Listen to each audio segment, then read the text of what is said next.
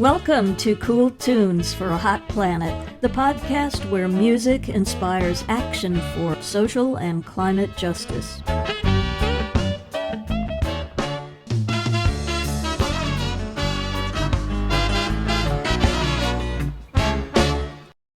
Welcome to Cool Tunes for a Hot Planet, episode 40.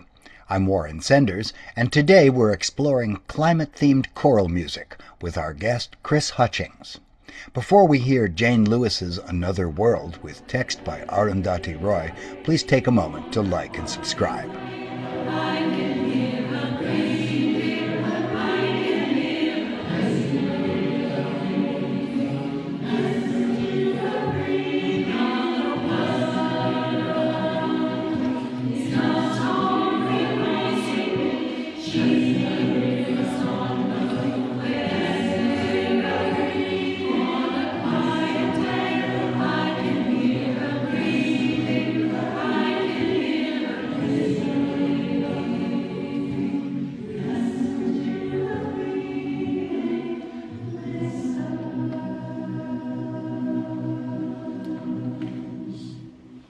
Hi and welcome to Cool Tunes for a Hot Planet. I'm your host, Warren Senders, and with me today is Chris Hutchings. Chris directs the Choirs For Climate website in the UK. He's a composer specializing in choral music built primarily around themes of social and environmental justice. Chris, thank you so much for joining us. Thank you very much for having me. Tell me what led you to develop the Choirs For Climate website and the organization that it supports. I've been writing for choirs since about 2000, so over 20 years now, and been getting music performed around the world. In about 2016, when Trump got elected, I started a site called Choirs Against Racism, and that was specifically focused on supporting immigrants and refugees and helping people be anti-racist. And then the pandemic hit, and choral composers started losing a lot of work. And just before that, I'd set up the Choirs For Climate domain, thinking this might be a good thing to do. And when the pandemic hit, I suddenly had a lot of time on my hands and started working on that a bit more closely, writing music for it, getting it recorded.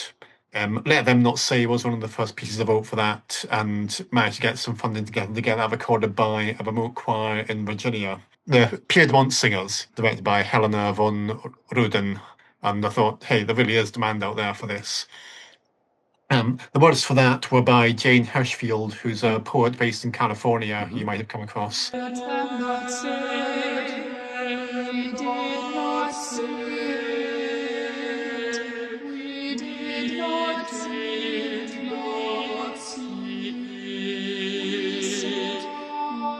We saw. And it's very simple, just the rising temperatures since the year of my birth. So every year has its own temperature, which corresponds to the pitch of the soprano's line. So you've got a very low phrase at the start, and by the end of it, they're up at a high A sharp.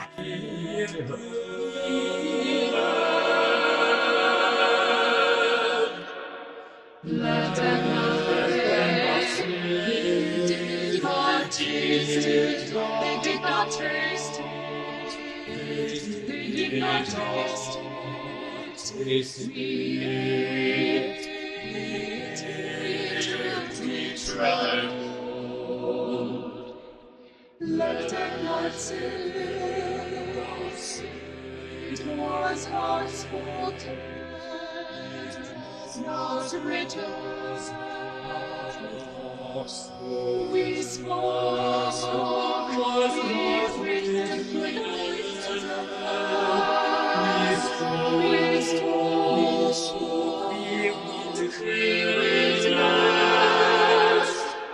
Is your formal background in music composition? Mostly, yeah. I did an undergrad degree in maths, but spending more time composing than actually doing the maths homework I should have been doing. By my third year, I realised I needed to be doing that a bit more, and found a few places that I could apply to. And one of them, University of Hull, accepted me as a postgrad student for composing, despite not having an undergrad degree in music.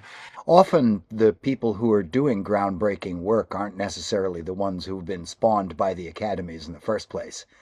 Not necessarily. No. I mean, I was quite immersed in the classical world. I just didn't have a degree in it. Hmm. Was there a particular point when you realized that you wanted to be working with choral music, or was it? My final year of university. Before that, I'd been writing mostly music for plays and a couple of concert pieces. But getting something performed by a choir was really special. The instrumental players can have that connection to the music, but singers really need that connection to the music. You can't just pick up a piece and sing it without having some understanding of the words, the reason that the words are there.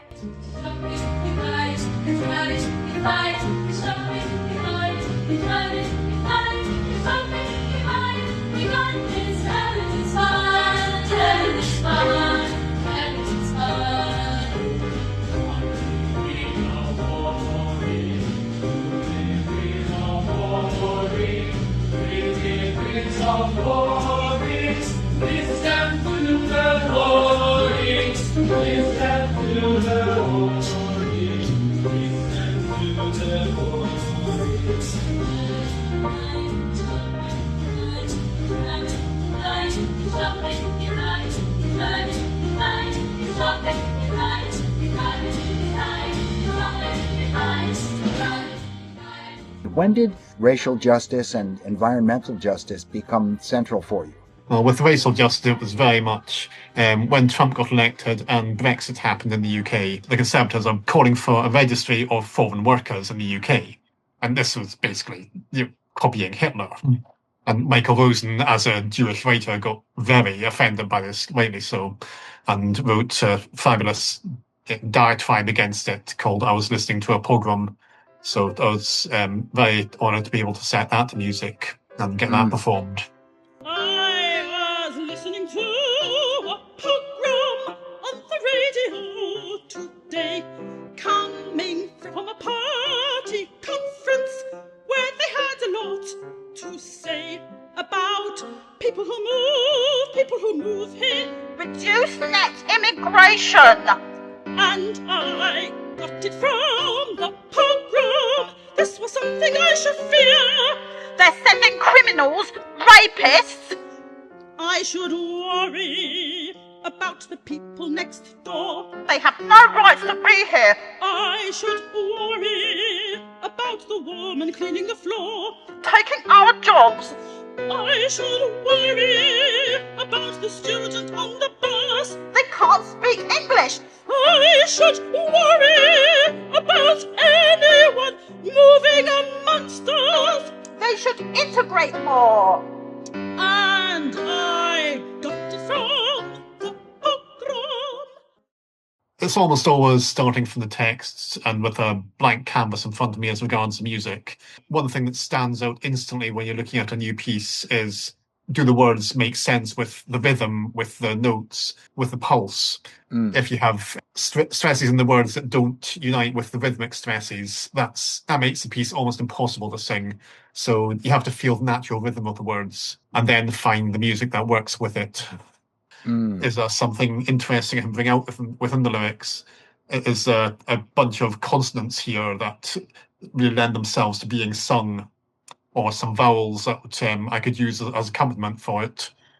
Is there something else I could add to the music, like people speaking parts of it? I've done a bit with abstract sound as well. Sound effects are something I'm quite interested in. Another piece called When the Snow Came, which has the sounds of a snowstorm in the background. So you've got the sort of breathe out in snow, and you get that sort of cold blast of air coming back at you, and sounds of snowball fights and that sort of thing. That was a great fun piece to write.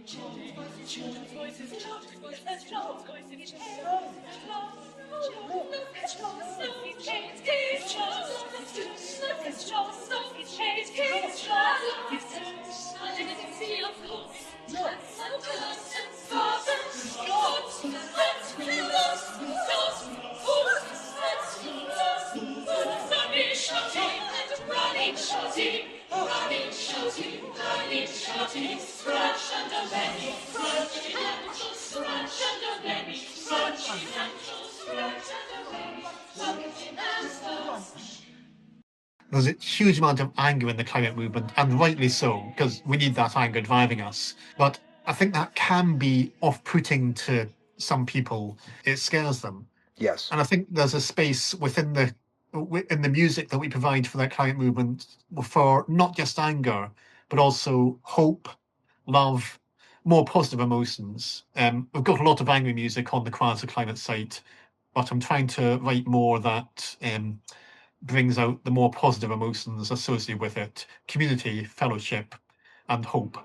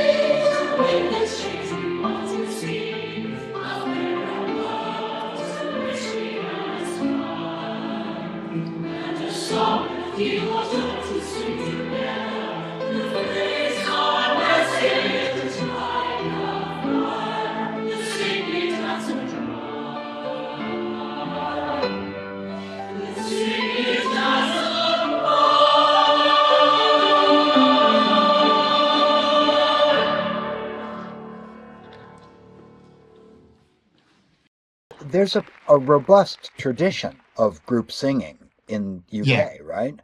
Oh, absolutely, yeah.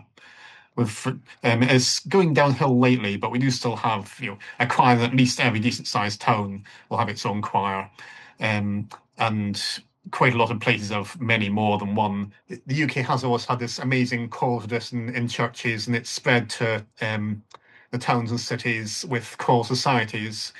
You've got many composers who wrote for them as well. Vaughan Williams was hugely influential in creating that movement. There's dozens of other composers who have written part songs, Purcell, all those English madrigals. So those singers would have learned to sing in churches, but they went out during the week, got together and sang madrigals, part songs, catches, and those traditions have just carried on down the centuries with different repertoire. I be a termit hoer, from Wiltshire I did come. My parents they be working, folk Joe's Wapstraw is my name. 'Twas on a summer's morning, all at the break of day, I took my Owen away to go some 50 miles away.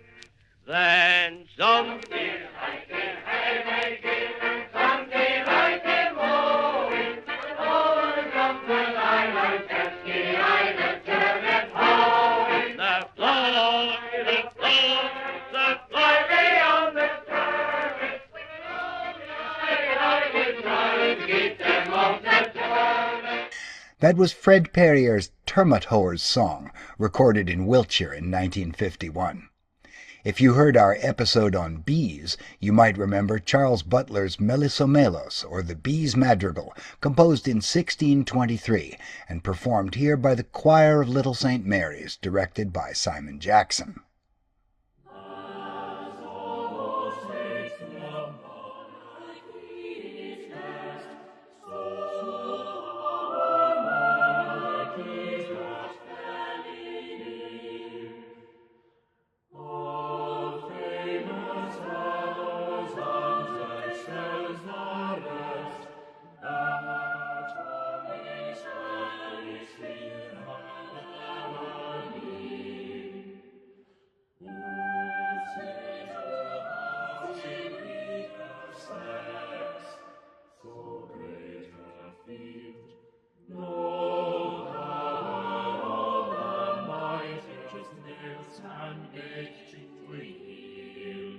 most of the choirs in the UK who have been going for ages are much older.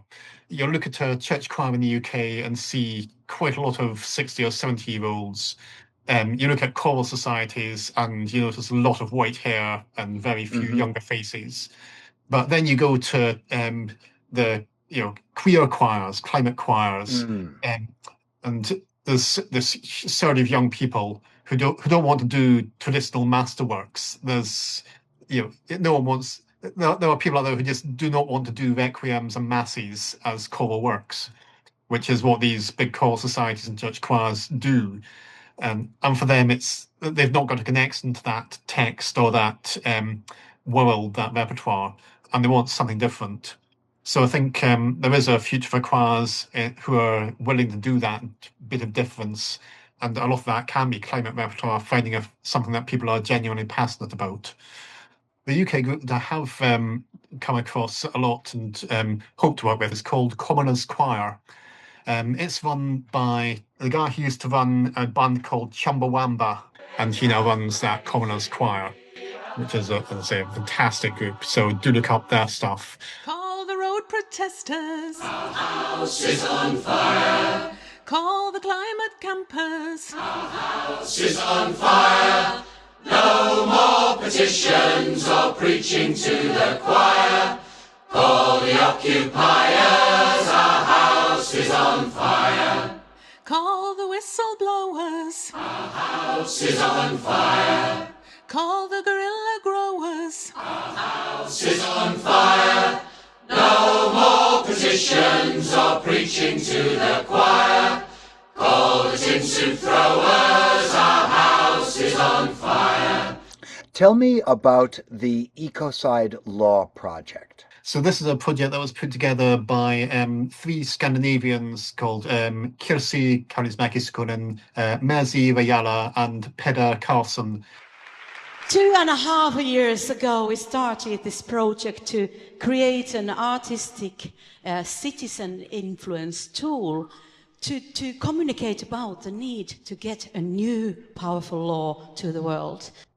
So the 3 of them came together and decided to set up this Choirs For Ecocide Law project and engaged a bunch of other composers, including me, to write pieces for it. The Amazon impacts and cools the climate of the entire world. It has between 200 million and 400 billion trees. Every day, about 10,000 acres are cut down. Every year, about 1 million trees are lost. It's estimated that the Amazon cannot possibly survive if it loses 25% of its trees. But it might be less than that. We don't know where the tipping point is.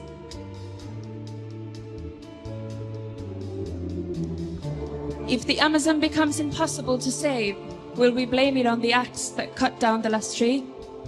Or the man who swung the axe? Or the boss who gave the order? Or the people who brought the products and drove the profits? Or the laws that encouraged the corporations to make a profit at all costs? Or the governments that didn't make any rules to stop them? Why don't you tell us a bit about the rules? Yeah, so this is basically a sort of explainer of ecocide law. So you look at the Amazon being cut down, that's ecocide. But do we blame it on the axe that cut down the tree, or the man who swung the axe, or the boss who gave the order to do it, or the laws that encourage the corporations to make a profit at all costs, or the governments that didn't make any rules to stop them doing it? So we've got this chorus going that says, all the rules say you can keep on taking water till the well runs dry. All the rules say there's a fine, but you can pay it when your stocks get high.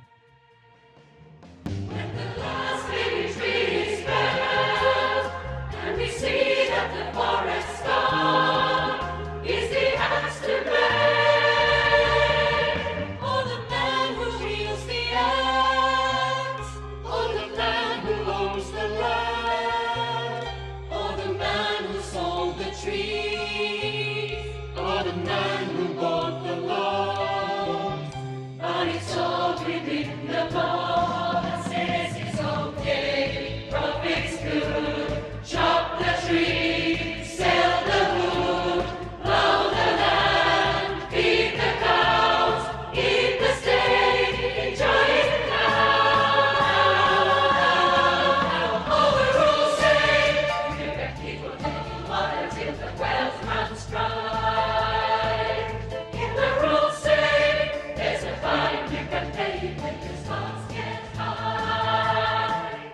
So we got 1,000 singers together, Wow.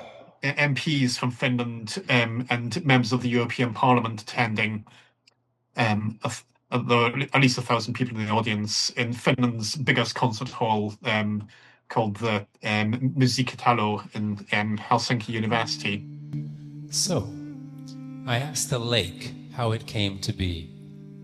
It answered, "Swim and sail and drink from me, and let my secret be."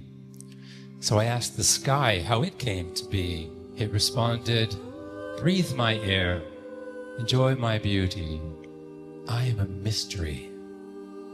Water, fire, earth and air, a combination so very rare. This planet all alone, you let us call you home. So I asked the trees how they came to be. They whispered, "We are rooted in the ground. We hold your memory." So I asked all the animals how they came to be. They sang a full and clear reply, "We are your ancestry." Water, fire, earth and air, a combination so very rare. This planet all alone, you let us call you home.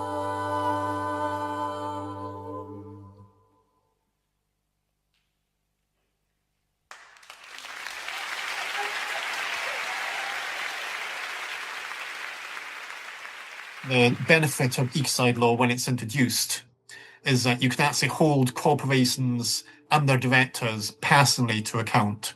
The corporation can be fined, but the individual people who made those decisions, it's almost impossible to hold them to account legally. Whereas under ecocide law, you can throw a company director in prison, you can throw a rogue manager who released sewage from a plant into a river and killed all the fish in it into prison. And we're hoping that will become law in many more countries. You can see from the Stop Ecocide site where that's already starting to become law. There's a bill on the books in Scotland which will hopefully become law very soon after our upcoming elections in May. Ghana's just called for it. Yeah, there's a full list of countries where it's in process or has already come out. I am standing in a line in front of those who came before me, all who walked the path of life and left it for me. They used to know. When did they let this knowledge go? Slipped away day by day.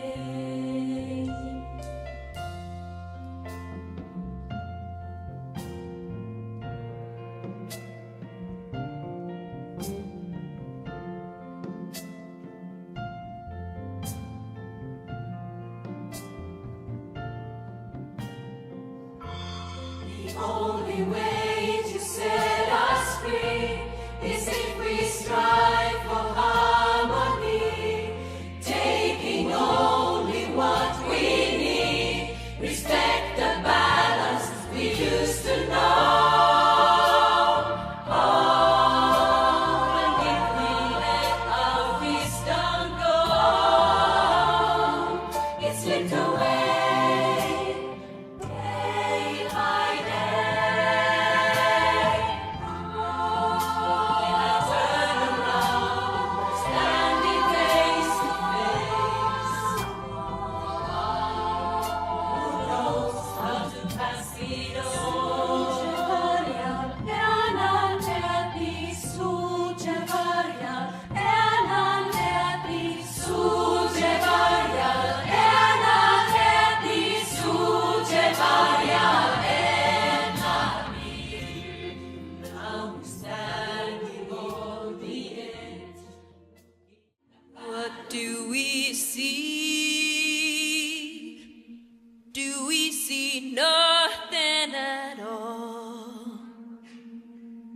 We know something's wrong, but no one's getting the call.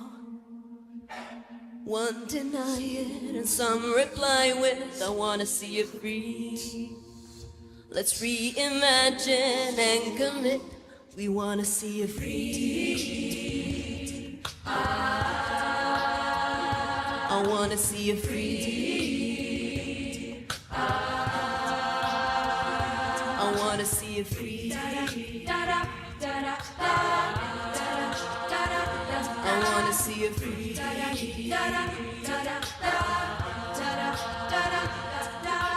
Storms are taking over. People have to leave their homes. Every living creature fights to catch a breath of their own. I wanna see you free.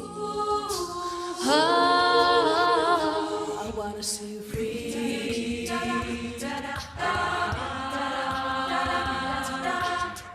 Oceans are changing, at the coast diminished day by day. How can we change the situation when only some of us gets the information? No, I wanna see you free. Oh, yeah. If you wanna free the world and change the way people disappoint, destroy, and damage every present day, who will lead the way and tell us what's wrong or right? There's so many out there who give up without a fight. The only one I have to realize is me, and the only thing I want is to see you free. Oh, do they have nothing at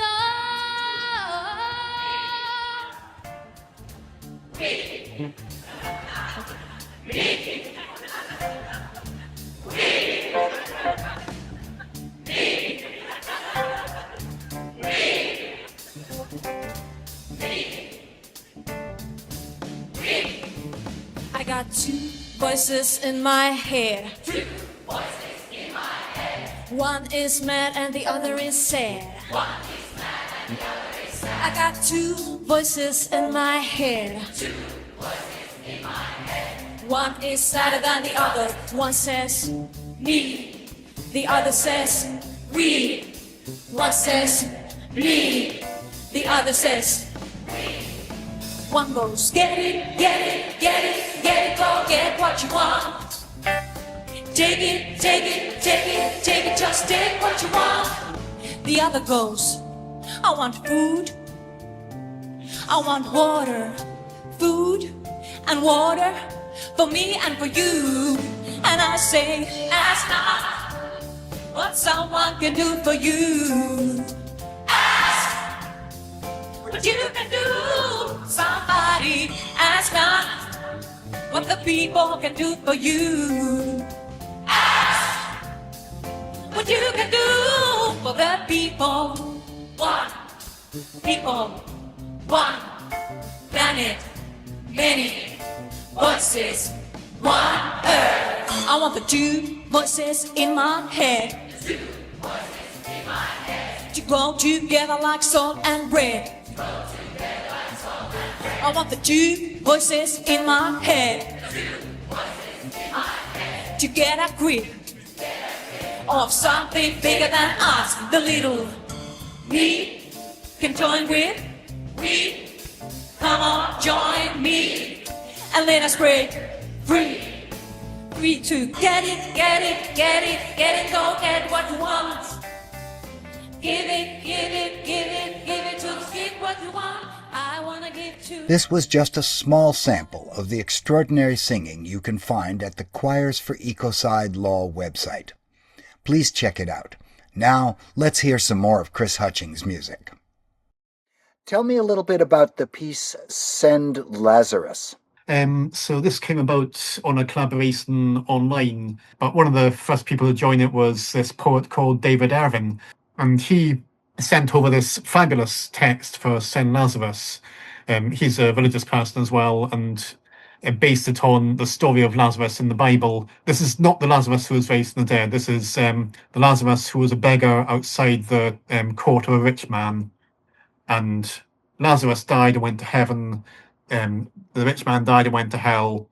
And in hell said, will you please send Lazarus to give me a little drop of water, and also to tell my brothers and my friends what they're doing wrong. And God and Jesus in the Bible says them, if they wouldn't pay attention to you when you were alive, they wouldn't pay attention to anyone alive. They're not going to pay attention when someone comes back from the dead to tell them either. But this is a plea for telling people what's wrong. We are being sent all these warnings, or seeing all these warning signs. And in the song it says Moses and the prophets, but what it's really talking about is those natural warning signs. We're seeing rising sea levels, we're seeing rising temperatures, we're seeing forest fires increasing, we're seeing species dying off. So those are all warning signs that we should be paying attention to. And there's an alarm sounding, and we're hitting the snooze button or pulling out the batteries from the smoke alarm.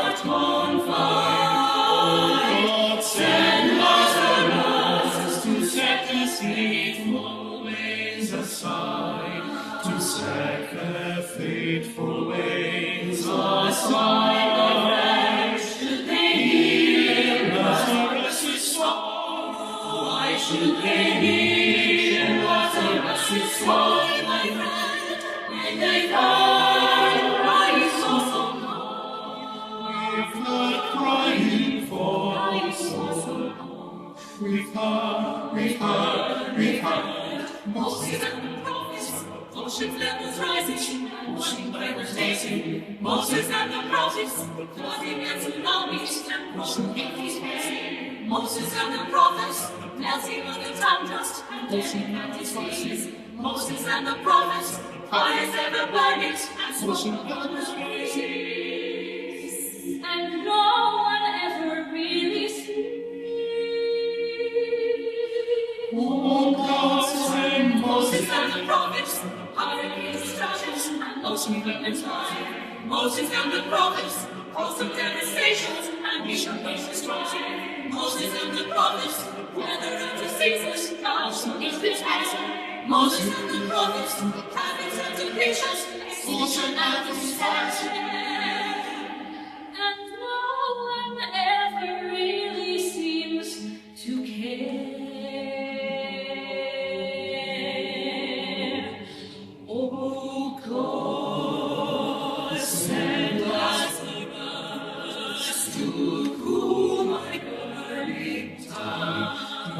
burning heart. Send Lazarus, I've lived too large, too long. Oh God, send Lazarus.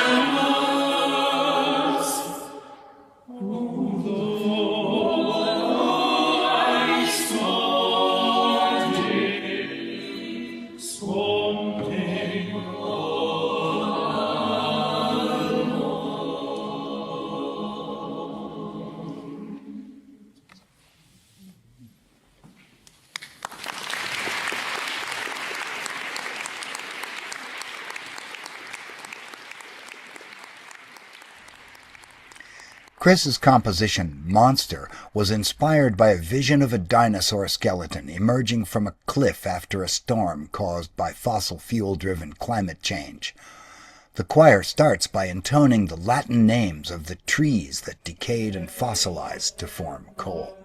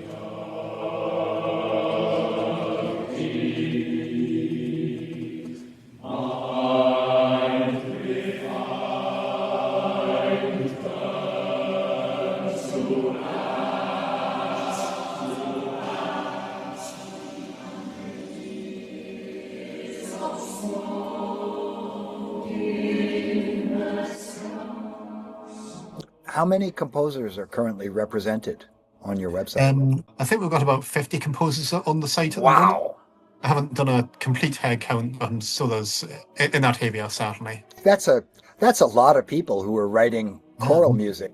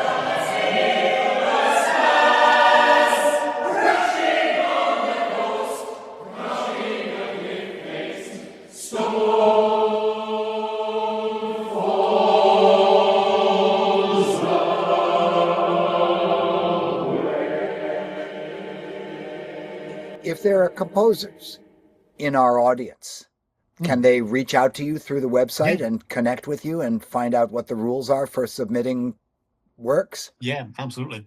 I mean, there aren't many rules. It's just it has to be for voice or voices, and it has to have some connection to the climate through the lyrics or at least the theme. Mm-hmm. It could be symbolic, it could be metaphorical, but it has to have some connection to climate or environmental campaigning. But if you've got a piece like that, or you want to write one, then there's a form on the website. You can either send it direct through that or drop me a line, and I'd be happy to have a look at anything you're working on. Oh, fabulous. Do you have any words for people who think they can't sing? Well, some people who can't sing yet, let's put it that way. And if you don't think you can sing yet, then it's worth putting in the effort, because most people who run a marathon start off not being able to run a marathon. And some of them start from the couch. Some of them start barely being able to walk. And they still end up running marathons. You don't have to end up running a marathon, but you can definitely get off the couch of your own mind and walk a few yards, maybe jog a couple of yards. And yeah, it's the same with singing. Just get out there, make sounds with your mouth, keep talking, just hum, sing along to the radio, sing badly. Actually, that might be one of the good things to generalize to people. Everything you do, you'll start out by doing it badly. Don't despair. Mm-hmm. Is there anybody in your life who's been an important inspiration that you haven't had a chance to mention that you'd like to acknowledge? Well, my wife and kids, obviously. I mean, my kids have been the reason that I write a lot of this music. It's not just for myself, it's to make a better world for other people, and quite a lot of it is for them, with them in mind, thinking, what would they want to hear, what would they want to sing? They're not big singers, but they're interested in what I do. And my wife's been one of my biggest supporters all the way through, so shout out to them. Is there anything that you really want people to know? I guess just that there is hope out there. And as regards the climate crisis, we have everything we need to solve it. We just need to get out there and do it, preferably very fast. But all the tools are there. We don't need any sort of technological silver bullet. There's nothing we're waiting for other than political will and energy and money and time. But we don't need anything more than what we already have, just lots of it. So, if you're feeling hopeless, don't. There is hope. We just need a lot of action. Is there anything that people know for sure that just ain't so? I think the one thing that people always assume is that nobody wants to talk about climate action, or nobody wants to take part, or nobody else feels the same way you do. And there's been quite a few surveys in the UK lately that have found that that's really not the case. That's not just my gut feeling, that is supported by research. The vast majority of people want to take action on this. They want there to be action taken. They want to talk about it at least a bit. Maybe not all the time, but they're certainly happy to talk about it. And if you're feeling alone, talk to people in your area. Find out what's going on. There'll be something happening near you that you can get involved with. And one of the things that best gives you hope or gets rid of despair is taking action and being involved and gathering with other people. So get out there, find out what you can get involved with, and get involved somehow, even if it's just a tiny bit. Chris Hutchings, thank you so much for taking the time to talk with me. I've really enjoyed our conversation, and I've learned a lot. I'm looking forward to share it with our listeners. Thanks, Warren. It's been really great getting to talk to you, and I've barely noticed it's been an hour. Wow. And that's it for today's episode. I'd like to thank Chris Hutchings for his music and insights, as well as Choirs for Ecocide Law and Commoners Choir. My full interview with Chris will be available on the Cool Tunes website and YouTube channel. Be sure to join us on June 1st for more great songs, and on June 15th for an in-depth interview and profile of legendary songwriter and activist Charlie King. For the credits, we'll hear Merzi Reala's setting of Emily Dickinson's poem Hope, performed by Vaskivuoren Lukion Kamarikuoro. Please remember to like and subscribe, and to share this podcast with your friends and colleagues. You can scan this QR code to learn about Third Act and about opportunities for activism in your area. I'm Warren Senders, and this is Cool Tunes for Hot Planet, Episode 40. Thank you for listening. Hope is the thing with feathers that perches in the soul and sings the tune without the words. Da-da-da-da-da-da-da-da. It never stops at all. And sweetest in the gale is heard, and so must be the storm that could abash the little bird.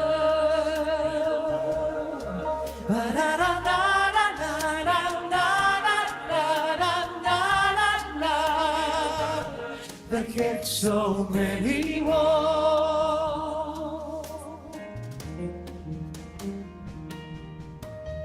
I've heard it in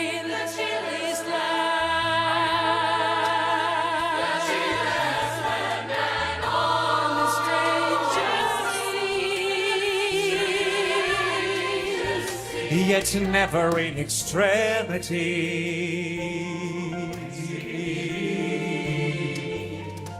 It asks for crown of me.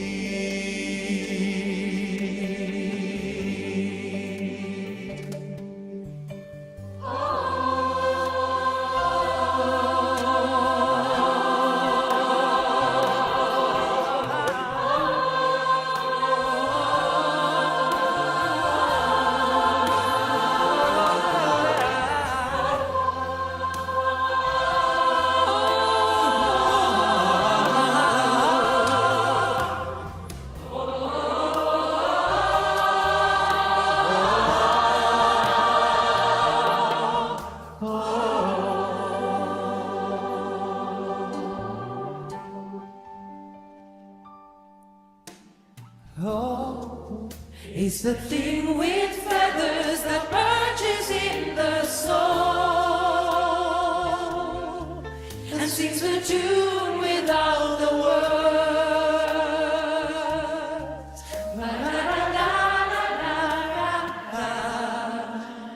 And never stops at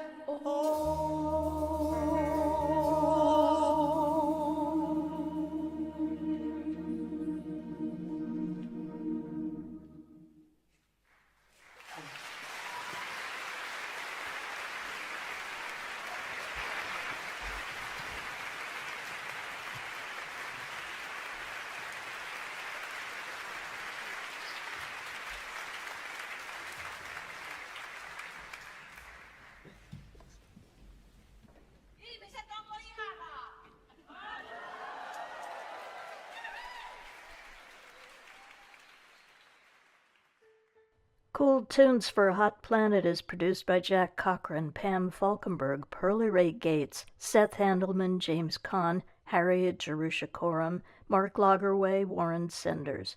Janelle Chang is our intern. Cool Tunes for a Hot Planet. Watch it. Cool Tunes for a Hot Planet. Watch it.